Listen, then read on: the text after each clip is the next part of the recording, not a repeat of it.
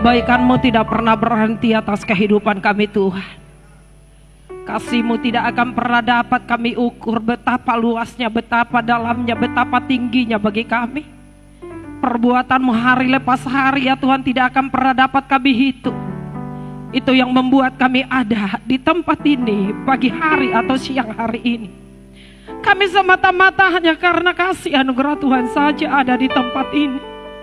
Biarlah Tuhan menemukan kami sepanjang ibadah kami. Kami berbangga hati karena kami memiliki Tuhan yang luar biasa.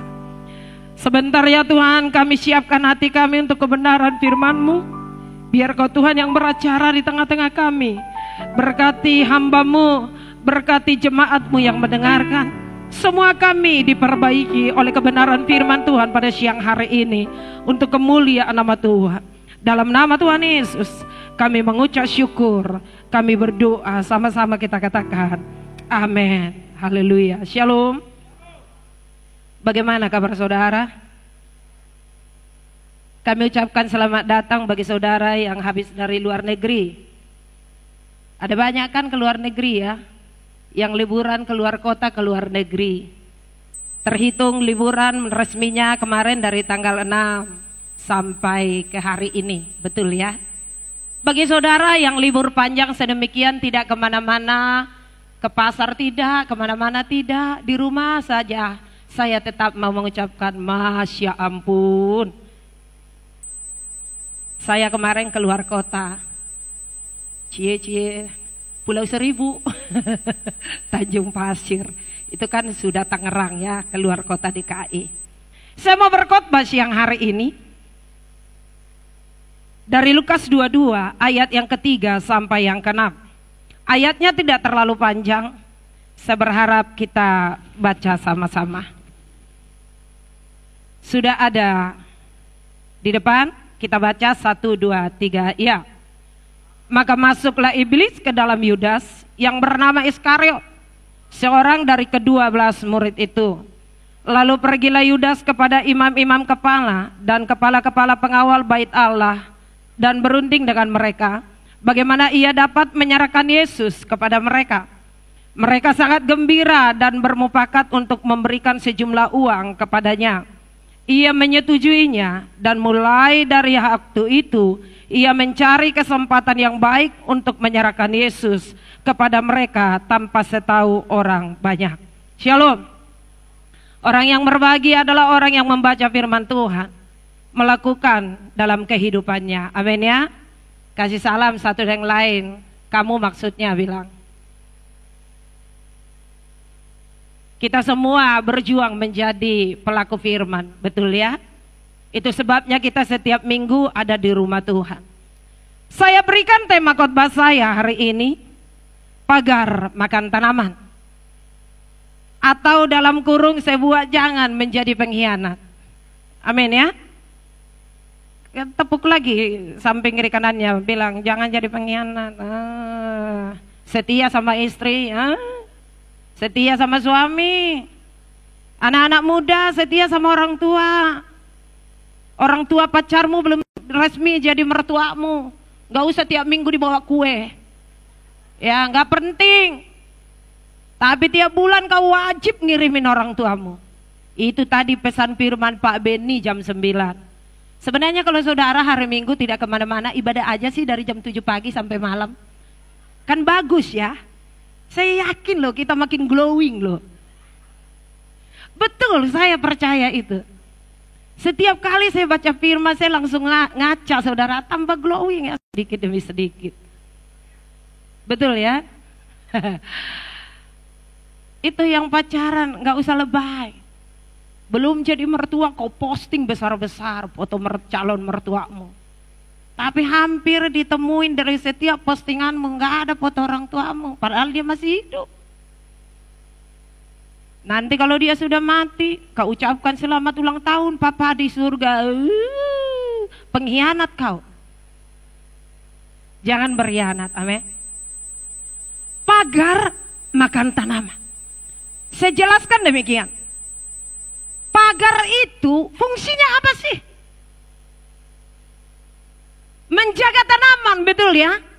Saya saya ini petani. Setelah di Jakarta nggak ada lahan buat saya bertani, maka saya jadi buruh pabrik.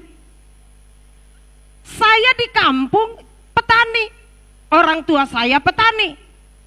Jadi setiap orang tua saya menanam sayur atau padi atau buah-buahan yang lain, itu orang tua selalu pagar itu. Kenapa? Supaya aman, bibitnya aman, aman dari serangan-serangan binatang buas. Karena di kampung saya ada babi kampung, ada babi hutan. Babi kota ada di Pejagalan putih-putih. Babi kampung itu hitam, lezat, tidak berlemak. Itu supaya aman. Ada ayam yang bisa matok itu kembali benih, maka dibuatlah pagar. Jadi pagar itu sebenarnya fungsinya adalah menjaga tanaman sampai tanaman itu nanti membuahkan hasil, begitu. Hai engkau suami-suami, dalam rumah tangga kau adalah pagar rumah tangga. Jangan kau suami jadi merusak tanamanmu sendiri. Kamu mulai merawat istri tetangga. Aduh. Harusnya yang kau rawat tanamanmu, bukan tanaman tetangga. Bilang samping kiri kanannya, yang dimaksud Bu Pendeta itu jangan berkhianat. Bilang. Sekarang banyak pengkhianat. Berkeliaran, pengkhianat berkeliaran. Saya kalau buka medsos, belajar. Saya pelajari perkembangan kejahatan, ya. Perkembangan kebaikan, ya. Boleh nggak sih main medsos? Boleh. Lakukan hal-hal yang positif. Maka saya berikan tema saya hari ini. Jangan kita menjadi pengkhianat. Slide berikutnya. Pengkhianatan itu biasa dilakukan oleh orang-orang terdekat. Tidak mungkin orang yang di Batam nggak kenal kita mengkhianati kita. Pengkhianatan itu biasa timbul dari sebuah hubungan. Hubungan dalam kerjaan, hubungan dalam rumah tangga, hubungan dalam pertemanan, dan hubungan sekitarnya. Jadi yang berpeluang atau berpotensi untuk menjadi seorang pengkhianat adalah orang-orang yang di sekitar kita. Nah, saya berikan kalimat peralihannya demikian. Apa sih penyebab dari sebuah pengkhianatan? Poin yang pertama kita lihat. Poin yang pertama yang membuat seorang berkhianat adalah iri hati. Iri hati atau ketidakkepuasan. Ada suami tidak puas memiliki istri satu. Ah, ini nih. Ada suami tidak puas dengan pencaharian, ada istri tidak puas dengan pencaharian suami. Dia mulai melirik laki-laki yang tinggi besar. Menurut dia bisa jadi senderan hidupnya. Ternyata tong kosong nyaring bunyinya. Pengkhianatan akan timbul kalau kita tidak bisa menguasai diri. Iri hati yang merajalela dalam kehidupan seseorang. Pada zaman itu dicontohkan oleh Alkitab. Yang memulai pengkhianatan itu adalah Adam dan Hawa terhadap Tuhan. Tuhan telah mengikat sebuah perjanjian kepada mereka. Tuhan telah memberikan sebuah taman yang tidak kekurangan sesuatu apapun. Hanya ada satu peraturannya. Pohon yang ini jangan kau makan, ya. Malah dimakannya, dia berkhianat dan dia bersekongkol terhadap ular. Dia membuat persekongkolan dengan ular dan mengkhianati Tuhannya. Nah, hari ini saya berikan contoh-contoh. Dalam Kejadian 4 ayat yang ke-8 demikian. Antara Kain dan Habel. Kata Kain kepada Habel adiknya.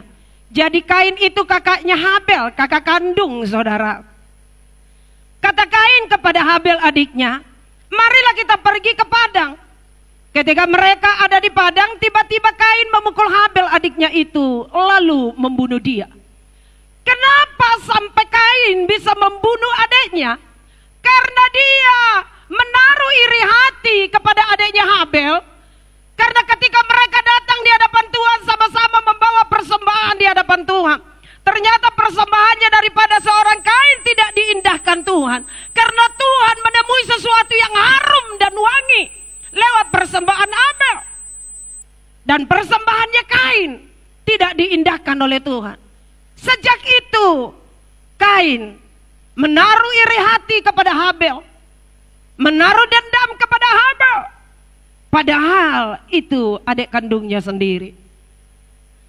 Sering kita lihat atau sering kita dengar, kakak adik bisa bunuh-bunuhan loh karena warisan. Kakak adik bisa bunuh-bunuhan karena harta. Bahkan kapan itu saya lihat di medsos, seorang anak memenjarakan ibunya. Karena menurut dia, ibunya menjamini adiknya untuk buka usaha dan tidak kunjung dibayar. Karena ibunya yang menjamini adiknya supaya kakaknya meminjamkan uang, maka ibunya yang dipenjarakan. Kenapa? Dia mulai iri melihat adiknya tadi yang dijaminin, mulai sukses. Menurut dia modalnya dari saya nih. Adik saya lebih maju nih daripada saya. Lalu dia menagih janji kepada ibunya berkata, bukankah dulu mami atau ibu yang menjamini? Sekarang bayar, ibunya sudah tua 80 tahun. Tidak bisa membayarnya. Bagaimana kejamnya seseorang ketika sudah dirasuki iri hati atau ketidakpuasan dengan dirinya dan iri hati dengan kesuksesan orang lain. Mari kita hari demi hari melatih karakter kita. Bagaimana kita supaya seperti Habel boleh berkenan di hadapan Tuhan. Contoh yang kedua yang saya ambil antara Saul dan Daud.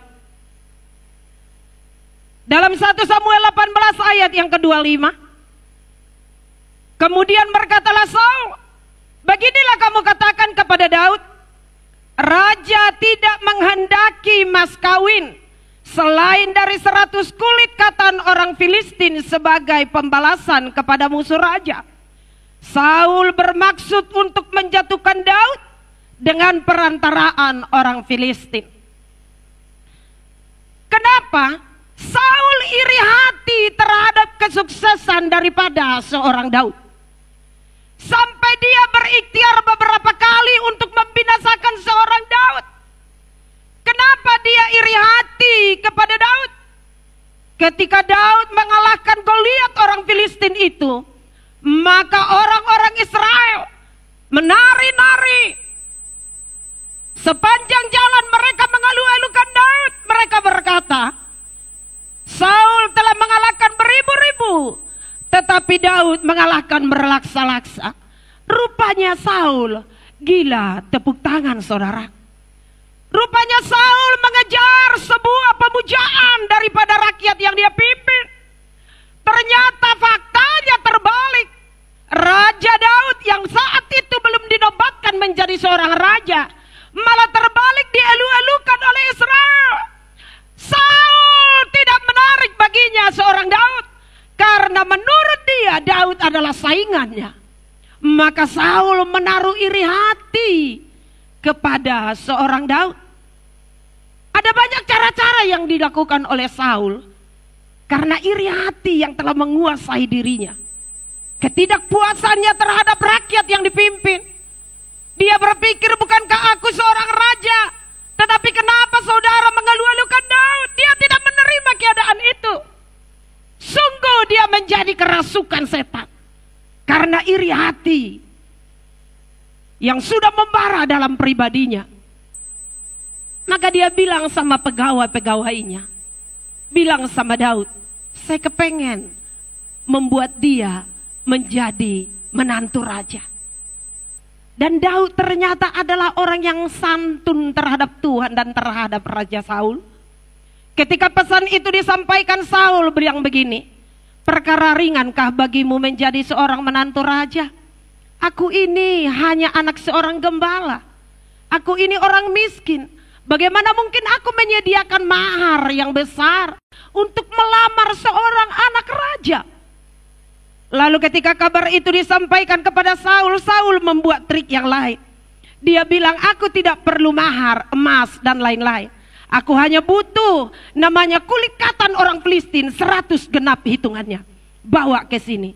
Dengan maksud begini. Supaya dia mati dalam peperangan. Karena dia tahu Daud bukanlah orang yang tangkas dalam perang.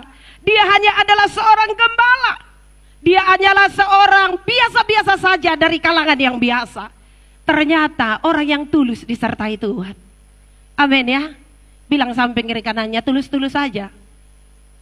Memang kelihatannya kadang-kadang oon. Di oon-oonin orang, bodoh banget sih lu ya. Udah tahu orang itu menipu kamu, masih aja ditolong. Tulus-tulus saja. Saya mah kalau orang minta tolong, mau dihianati lagi, minta tolong lagi, ya saya tolong. Kalau ada yang bisa ditolong. Ya kalau tidak ada, ya jangan diada-adain. Mari kita tulus-tulus saja, amin. Orang tulus selalu dilindungi Tuhan. Tetapi lihat orang yang menaruh iri hati. Lihat orang-orang yang memupuk, yang menyimpan iri hati, dendam kepada orang lain. Nanti kita lihat akhir daripada kehidupannya. Ternyata Daud yang disertai, yang tulus hati itu di hadapan Tuhan. Tidak hanya membawa 100 kulit kata. Dia bawa 200 genap terhadap raja. Maka Saul memberikan putrinya Mikal kepadanya. Jadilah Daud menjadi menantu raja. Ada di sini yang mau menjadi menantu raja? Menantu konglomerat? Kemarin saya lihat itu TikTok ya. Pembeli tidak sabar terhadap penjual. Lalu si pembeli bilang, kamu yang sopan, yang cekatan. Pembeli itu adalah raja. Saudara mungkin tonton juga ya. Pembeli itu adalah raja. Lalu si penjual bilang, tahu diri lo, enggak ada raja. Beli cendol di jalanan. Orang Batak semua anak raja. Yang wanita, yang laki-laki semua anak raja. Kalau sebutan itu sudah dikatakan kepada kita, marilah kita bertingkah seperti seorang anak raja. Amin ya. Anak raja pasti hatinya murni, karena dia tidak akan berpihak ke siapapun kecuali kepada Tuhannya. Kedua contoh ini kita lihat bagaimana seorang iri hati bisa berpura-pura di hadapan kita. Bagaimana seseorang bisa diingkapi iri hati karena ketidakpuasannya. Bagaimana seseorang bisa menaruh iri hati karena dia tidak suka orang lain sukses. Nah, orang yang demikian tidak akan pernah diangkat oleh Tuhan derajatnya. Tetapi mari kita berlaku santun terhadap semua orang. Kita berlaku santun terhadap Tuhan. Kita mau jadi orang-orang yang sungguh-sungguh menjadi yang tulus di hadapan Tuhan. Amin. Poin yang kedua penyebab daripada seorang menjadi pengkhianat adalah egois. Egois itu terlalu mengasihi dirinya sendiri. Saya berikan contoh Daud dan Uria. Kalau tadi Daud begitu dimuliakan Tuhan, ternyata setiap keadaan kita harus selalu waspada. Jangan kasih celah terhadap si penyesat. 2 Samuel 11 ayat 14 sampai 15 berkata demikian. Paginya Daud menulis surat kepada Yoab dan mengirimkannya dengan perantaraan Uria. Ditulisnya dalam surat itu demikian. Tempatkanlah Uria di barisan depan dalam pertempuran yang paling hebat. Kemudian kamu mengundurkan diri daripadanya supaya ia terbunuh mati. Siapakah Uria? Uria itu adalah suami dari Batsyeba. Ketika pada saat itu Daud sudah punya pegawai banyak, maka dia ada di soto rumahnya. Dia berjalan-jalan dan melihat sekitarnya, melihat seorang wanita cantik lagi mandi. Jadi pria-pria kalau melihat wanita sedang mandi, jangan diteruskan, karena kamu akan kerasukan setan. Ketika itu Daud melihat Batsyeba sedang mandi dan dia melihat dari tempat yang jauh. Sungguh perempuan itu menarik perhatian. Lalu dia katakan kepada pegawainya, siapa itu wanita? Wanita itu adalah istri daripada seorang Uria. Lalu Daud bilang, bawa dia ke sini. Lalu dia memakai atau bersetubuh dengan Batsyeba. Lalu setelah melakukannya dia suruh pulang itu Batsyeba. Tidak lama kemudian Uria pulang dari peperangan. Ketika Uria pulang, Daud dikabarkan orang bahwa Batsyeba sedang hamil. Mulailah dia ketakutan. Dengan ketakutannya dia menimbulkan rasa egois dalam dirinya. Dia mulai berpikir nanti semua yang telah aku pupuk dari awal bisa rusak kalau masyarakat tahu. Lalu dia bilang, suruhlah Uria malam hari ini pulang ke rumahnya dan bersenang-senang dengan istrinya Batsyeba dengan satu maksud, bahwa nanti kalau hamilnya Batsyeba besar, masyarakat tidak akan curiga bahwa memang malam itu Uria tidur bersama istrinya walaupun dalam suasana perang. Ternyata lihat Uria yang sungguh mulia hatinya. Dia melindungi rajanya. Dia tidak pergi pulang, tetapi semalam-malaman dia tidur di teras daripada kerajaan Saul dengan maksud untuk menjaga nyawa tuannya. Ternyata tadi pagar yang harus menjaga Uria sebagai pegawainya tidak dilakukannya. Lalu dikabarkan oleh pegawai yang lain, tuanku raja, Uria semalaman tidak pulang. Makin gelisahlah itu Daud. Dia semakin egois dan mengasihi dirinya untuk menghilangkan jejaknya. Lalu dia bilang kepada panglimanya Yoab, bawa dia ke medan perang, taruh dia paling depan. Dan kalau perang itu nanti sudah semakin hebat, kamu undur. Ayat berikutnya dibilang, di mana ada musuh, ditaruhnya dia ke situ. Kenapa? Supaya dia mati. Dengan tujuan kalau Uria mati, maka Daud mengambil Batsyeba menjadi istrinya. Ternyata di mata Tuhan tidak ada yang tersembunyi. Semua terbuka. Tidak ada yang bisa ditutup-tutupin. Hari ini saudara egois. Hari ini saudara dendam. Hari ini saudara berkhianat. Hari ini mungkin saya juga menjadi seorang pengkhianat. Orang lain kita bisa rekayasa. Kita bisa tetap tersenyum. Ketika ketemu kita bilang, "Say, apa kabar?" Tetapi hatimu begitu jahat. Tetapi bagi Tuhan tidak ada yang tersembunyi. Dengan seketika saja, maka Tuhan melabrak Daud lewat perantaraan Nabi Nathan. Dia menegur Daud, kamu terlalu egois. Dengan perumpamaan-perumpamaan yang panjang, intinya Tuhan mau bilang kepada Daud, kamu terlalu egois. Orang yang seperti kamu tidak layak. Tetapi itulah Yesaya berkata, semerah apapun dosamu, Tuhan sanggup memutihkannya seperti kermisi, kain putih. Biarpun dosamu merah seperti kermisi, Tuhan sanggup memutihkannya. Kenapa? Daud langsung nyosor kepada Tuhan. Dia bilang kepada Tuhan, segala sesuatu boleh kau ambil, asal jangan rohmu kau ambil daripada aku. Memang kilap waktu itu Daud. Kalau memang keegoisan kita hanya bentuknya kilap, mari kita berbalik kepada Tuhan. Amin. Kalau memang keegoisan kita seringkali kita tidak memikirkan, kita pikir rasa egois, kita pikir karakter egois, kita pikir pilihan dengan egois itu menyenangkan diri.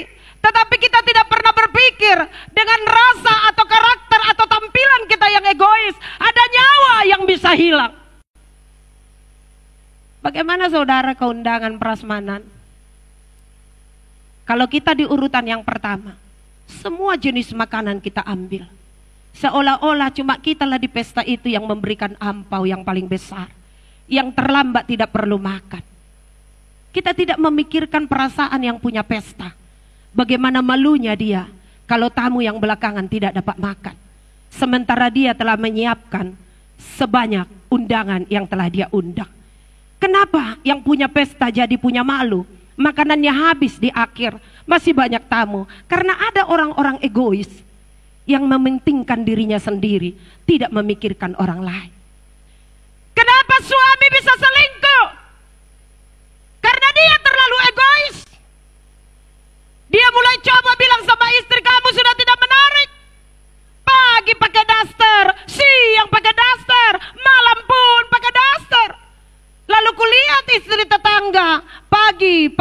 baju senam, siang pakai baju renang, malam pakai baju tidur. Lah kamu itu terus, kau egois. Maka kau jadi suami pengkhianat. Kau lihat postingan wanita begitu menariknya, lalu kau berbayang-bayang, seandainya dia jadi istriku, betapa sepadannya kami. Kau sedang dirasuki setan. Cepat-cepat bangun. Lalu wanita, ketika dia lihat seorang pria yang gagah dan perkasa, itu saudara ya, Om Nathan ya, saya konseling orang ya. Kita dipanggil malam-malam sama suami. Suaminya itu cerita banyak sama saya, saudara. Semoga yang senasib dengan saya dengar cerita ini jangan pingsan ya, pegangan. Suaminya itu cerita begini, Bu Pendeta, ya, saya sejak menikah tiap hari kasih istri uang tunai 25 juta. Terserah dia mau buat apa, Tante Emi. Enak banget ya. Suami saya ada di samping saya. Lalu saya senggol dia, dia mulai senyum. Lalu suaminya ini cerita terus, saudara. Saya tidak pernah neko-neko. Saya berikan dia berapa yang saya dapat hari itu, saya beri. Yang masuk ke rekening saya itu buat usaha, Om Nathan. Tapi uang tunai hari itu minimal 20 juta cash buat istri. Terserah, mau ke salon silakan, mau kelilingi mall Jakarta silakan, mau beli baju silakan, asal satu jangan selingkuh. Menurut dia istrinya sedang selingkuh. Lalu saya tanya kepada istri, apakah engkau selingkuh? Perasaan dia aja. Saya tanya suami, menurut kamu menaruh kecurigaan apa? Saya lihat penampilannya akhir-akhir ini berbeda. Saya coba redakan, bilang begini, Om Nathan, kan uangmu tadi banyak, ya dia mau mulai mengikuti zaman lah. Tidak, saya suami tahu percis ada sesuatu yang tidak beres dalam istri. Lalu dia bilang, saya cek rekening, semua transferan yang masuk saya cek. Saya menghitung harusnya ada 2M. Ternyata jong, zero. Lalu suaminya bilang, saya tidak pertanyakan. Saya hanya bilang sama dia, uang itu kamu pakai atau kau kasih ke laki-laki lain? Jadi bapak uang 2M enggak nyari? Saya bilang, enggak dicari loh Nata. Saya bilang sama suami saya, lain kali kalau uangmu hilang 10.000 jangan cari. Semua kita kau tanya, istrimu kau tanya, anak yang pertama kau tanya, siapa tadi ngambil duitku di sini 10.000? Jangan ya. Dengarkan itu 2M hilang kagak ditanya. Kita berdua di jalan cekikikan ketawa. Kita pulang dari rumah orang itu udah jam 4 pagi, lalu kita makan bubur. Saya bilang, siapa nih yang traktir? Suami saya ketawa terus sampai ke rumah. Sejak itu Om Nathan, sesekali uangnya nongol dari kantong saya ambil, dia memang nggak cari, dia bertobat, saudara.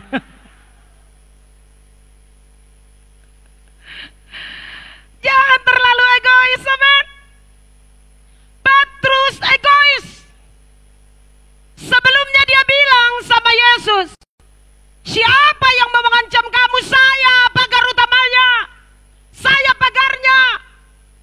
Sekiranya ada yang mau ambil nyawa Tuhan Yesus, saya di depan.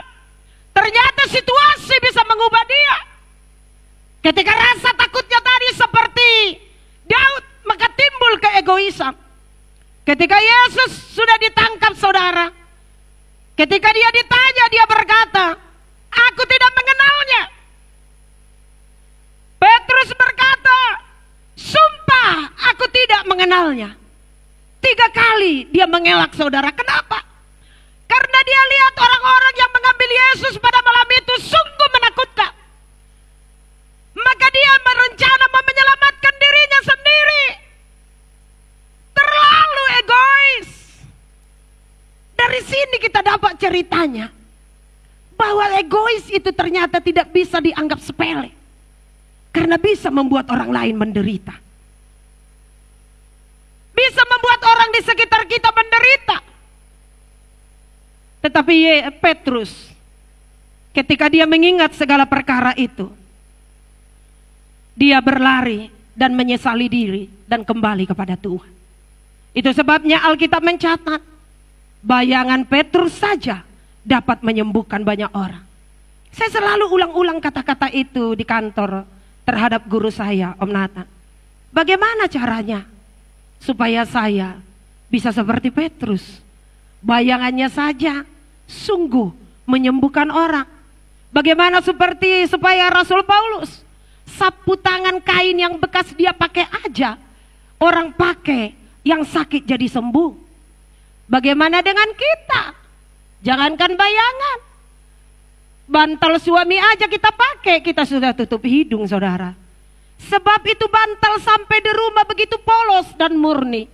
Setelah 1 minggu itu bantal di rumah kita, dia berwarna-warni dengan kembang sana sini. Maka marilah kita menjadi orang-orang yang menanggalkan keegoisan.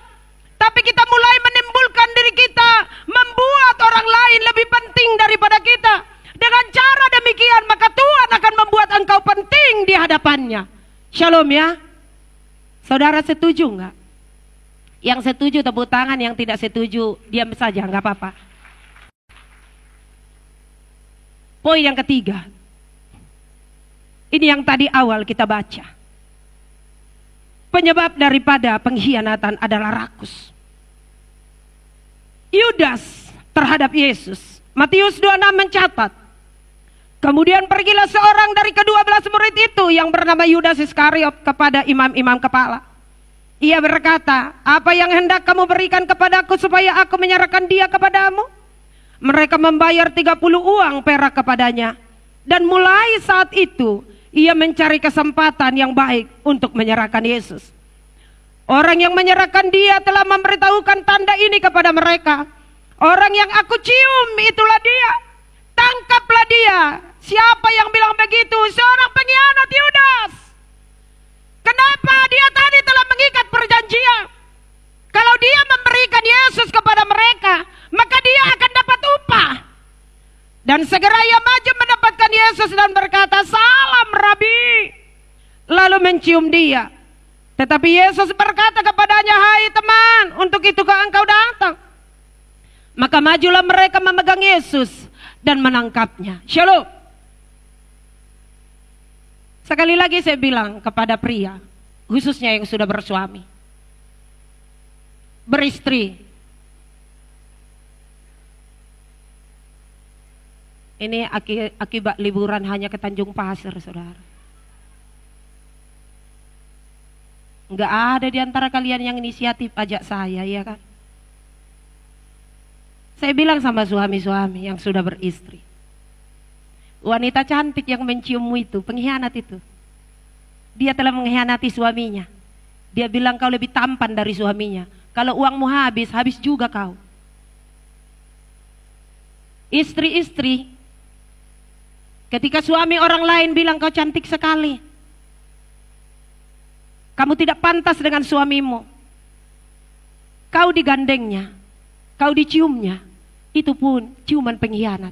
Dia telah mengkhianati istrinya. Istrinya aja yang pertama dicintai daripada engkau dikhianati. Apalagi engkau hanya bunga-bunga kehidupan. Ketika kecantikanmu hilang, hilang juga cintanya kepadamu.